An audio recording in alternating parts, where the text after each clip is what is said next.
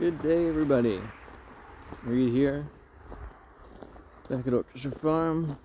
A little pre-work walkabout, and it is 50. Let's see if I can angle the camera down.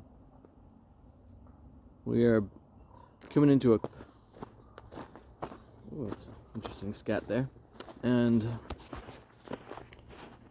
for our little island.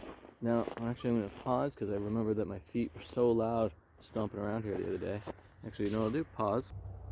Unpause. Learning from my old videos of my feet are just too loud crunching around in this beautiful frostiness.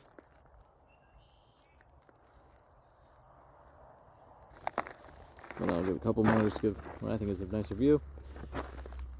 And today, things that are going across my mind are the joys of playing music. I got together with this group of fellows last night for a rehearsal, and the previous time we got together, which was after essentially our first live performance, I was putting forward the notion of potential different names because I've been referring to it as a music lab. If you've watched any of the videos, thanks for that. Some far out explorations of musical possibilities. And after searching through a bunch of names and telling them last week, they came back, and several of them have been thinking about it over the course of the last few weeks. We hadn't been together, and they're like, oh yeah, I like that name. It seems like it works for this particular project, which is deconclusionary. That notion of there have been conclusions, like when you think of music, you probably have an idea of what I'm talking about. And the act of taking those conclusions away is a deconclusion.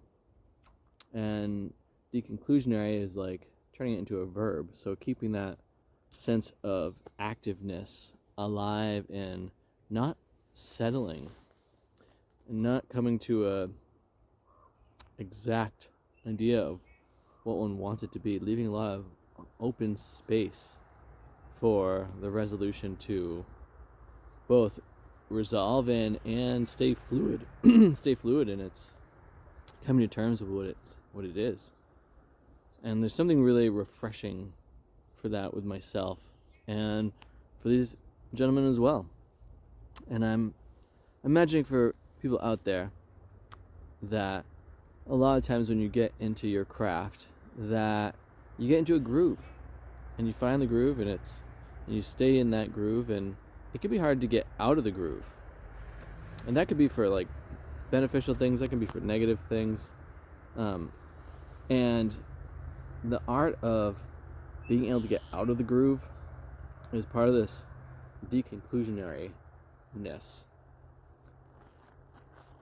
So I'm thinking about that a bit today. I've got a few recordings I'll be uploading at varying points in the week and weeks to come.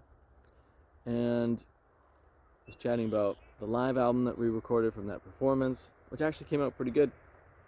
And putting that out there, it'll all be through my bendingreeds.bandcamp.com site as Bending Reeds Presents. And then there'll be some bonus material with that, which is exciting because, again, I recorded a video of the performance. And so that will be there. And getting excited for life and just moving forward with the creative endeavors and playing with my family and keeping just a real open sensibility to possibilities that are coming. Now, if you've subscribed to this channel, you may have noticed that yesterday I posted, or this morning, I guess, some of the bird song. I don't know how well you can hear it in the background here, but you can even see them floating through the sunshine. I always wonder, like, what are they communicating about? As they're chirping to each other. The weather's certainly getting cold here, and so I gotta imagine some of them like, hey, stay warm, and it's warm over here, and this is a sunny spot, and there might be a warm vector of air moving through. I'm feeling those invisible to us, frequencies that are shifting around as aspects of our landscape and atmosphere. All that just keeps me so fascinated. Now, behind me you'll see, I'm not sure how well it comes out, but it's a combination of, I guess it's mostly ice, but there might be a few little bits of grass bits in there, and it makes these lovely little patterns. And I just find all those aspects to be deeply nourishing to my inspirational self. Like when I'm creating in different ways, I'm frequently thinking of these patterns that exist throughout nature and how they change given different environmental factors. And I want to remind you to look around you today and see what natural patterns exist in your own world and what kind of leaps or jumps they might bring forward in your mind about other things that may seem completely unrelated. And to take just like a minute or so to follow that thread of variation and I'm forgetting the word right now, but non sequiturs that might happen with that.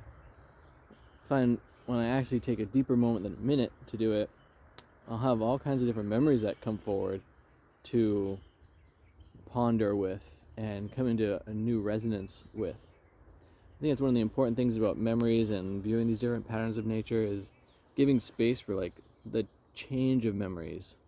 I had a pretty decent childhood, and when I think back on it across time, I've noticed that my opinions and the way I relate to them have changed.